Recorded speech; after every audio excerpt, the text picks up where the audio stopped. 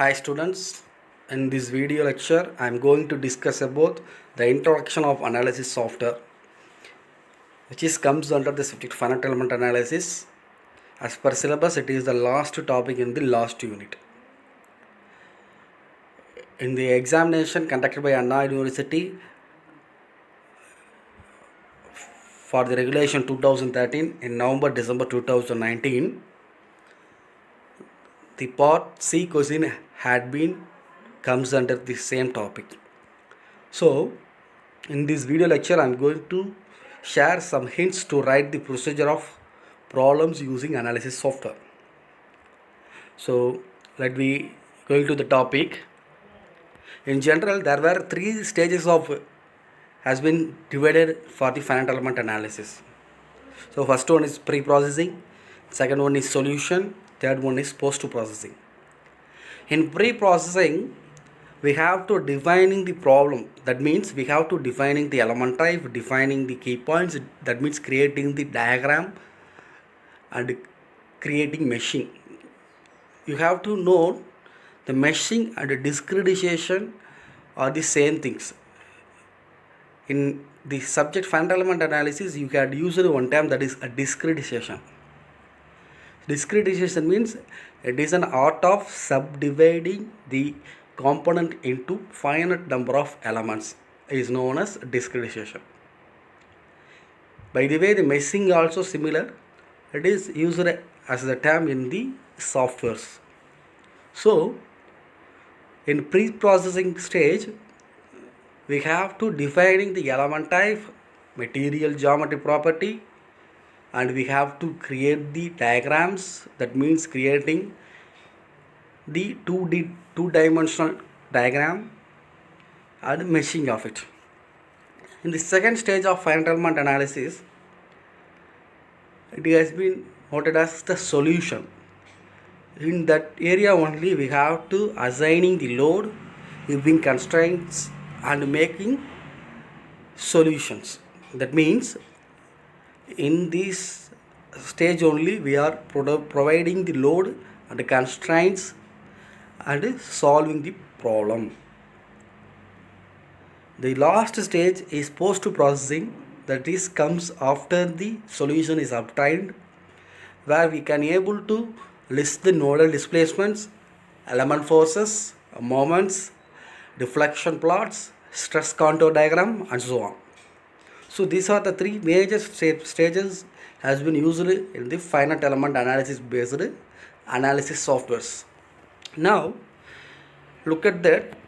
This is November-December 2019 question asked in Anna University examination for the regulation 2013. With the help of any one FEA software, discuss the following problem while solving for figure 16a through preprocessor, solution, post-processor. They had also mentioned the three stages of FEA analysis software. Here, most of the students are wrongly noted down. They have to calculate the SFD and BMT through the method studied in strength of material. But in this case, we doesn't need to calculate any values. We have to share the procedure used in any of the software. So in this case, I'm going to share few things about the procedure of FEA software. These are the some basic steps followed while solving FEA based problems in ANSYS software. First of all, we have to select the method of solving the problem in preference mode. The first tab available in ANSYS software is preference. So we have to select whether it is a structural based problem or thermal based problem. It is enough for the students under the semester of 6th semester. Now the second one is the preprocessor.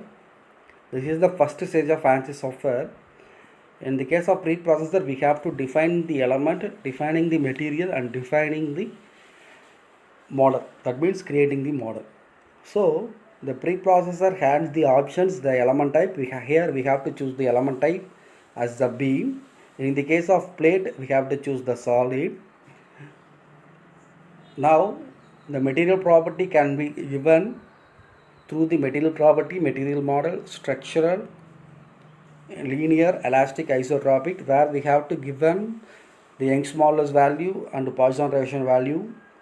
Ex is the Young's modulus and Prxy is Poisson ratio. Then the sections tab is applicable where we are using the beam elements. In the case of plate, that means the solid elements, it is doesn't needed to give the common section values. So in the case of beam alone, we have to give the cross sections value of the respective beam.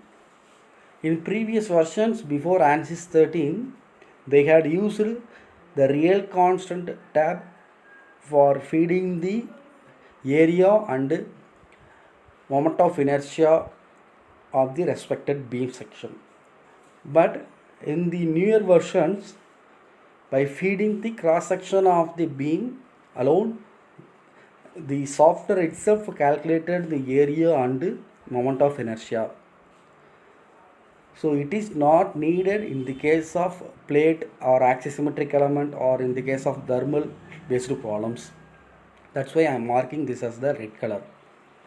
Similarly, after doing all these procedures, the next one is we have to create the model, that is modeling.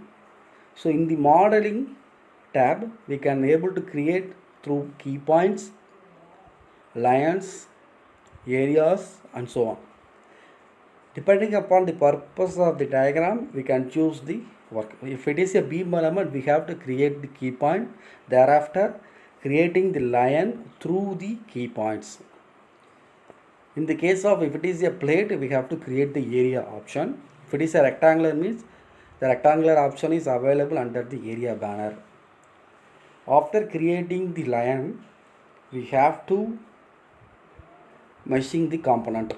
So meshing and discretization are similar one, it is already discussed. In the case of creating the key points, one thing is considered, that is wherever the distance, that means distance is predicted or wherever the load applies, we can consider it is a key point. Then only we can easily applying load on that corresponding key point. Now moving to the next one, after doing the pre-processing work, the next stage is solution, where we are going to defining the loads, constraints and solving the problem. So in solution mode, we have to defining the load options. First we have to constrain the node. Here I am already said it is a cantilever beam. So for this cantilever beam, the left end will be a constraint in all axes. The right end is holding some load. So here I am going to constrain through the displacement mode on certain key points and consider as all DOF. In the case of force, the same option is available. Define load, apply structural and force. I am going to apply the force on corresponding key point, that is second key point. The force is applying in vertical direction, so therefore minus 100, that means toward downwards, that's why using minus and giving OK. Thereafter there is an option called solve and current ls, solve current ls, then click OK, the solution will be done. After obtaining the solution, we can interpret the results through the general post processing, where we can able to plot the result and plot the contour plot, and we can get the deformation results and von Mises values and so on. So these are some basic steps you have to remember while solving the ANSYS software through the FEA problem. Now look at the diagram which has been used asked in Anna University examination. Here it is a beam. There were point load, uniformly varying load, uniformly distributing load are there, and the cross section of this one is the T. So in this case we have to choose the common section and choose the size is available already in the template and giving these values then it will be automatically calculated the area and moment of inertia. Similarly, here in this case there were 2, 3, 4, 5, 6 deviations are there. So we have to create 7 key points for this diagram. Through these 7 key points we can create 6 lines. In this case here it is a fixed one, so we have to constrain all the motion. Here it is a roller beam, so we have here the displacement in y-axis only surrendered. There may be the displacement in x-axis is allowed, so we have to constrain the vertical axis only, so that is y-axis only. Then we can apply the load in corresponding key points. We can solve this problem through the same procedure. So students are requested to memorize these procedures for solving the part C question if they asked in the upcoming examinations.